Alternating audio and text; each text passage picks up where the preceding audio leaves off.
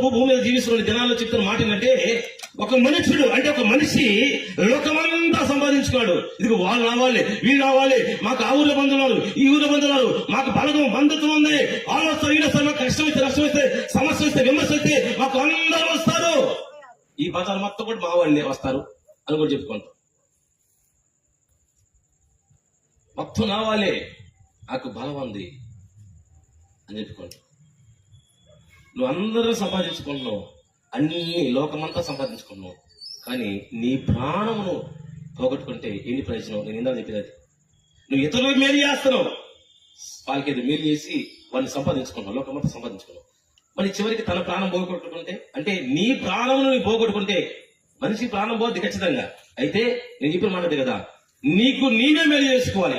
నీవు ఇతరులకు చేస్తున్న మేలు అది ఒక వంతు మంచిది. నీకు నీవు మేలు చేసుకోవాలి. ఏంటా మేలు? నువ్వు బాప్తిసం పొందాలి, నువ్వు దేవుని నమ్మాలి, నీ కోసం మరణించిన యేసు ప్రభువు నమ్ముకుని బాప్తిసం పొంది మరణించాలి. అప్పుడు నీ ఆత్మకు నీవు మేలు చేసినట్లయితే, అందుకే భక్తులు అన్నాడు, నా ప్రాణమా, అతనేమో నా ప్రాణమా తినము త్రాగము సుఖించమంటాడు. కానీ అది లోకస్తుల మాట. భక్తుల మాట ఏంటి? నా ప్రాణమా యెహోవాను సన్నతించుము, నా ప్రాణమా ఆయన పరిశుద్ధమైన సన్నతించుము, నా అంతరంగంలో సమస్తమని చెప్పుకుంటూ, నా ప్రాణమా ఆయన చేసిన ఉపకారం ఏది కూడా. అక్కడ ఆయన ఏమంటాడు?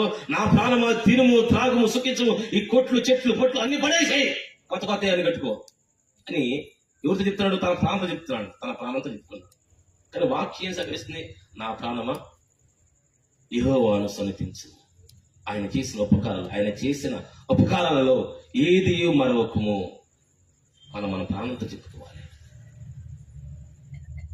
ప్రాణం ఉన్నప్పుడే, అంటే బ్రతికున్నప్పుడే మన బ్రతుకులో మార్పు రావాలి.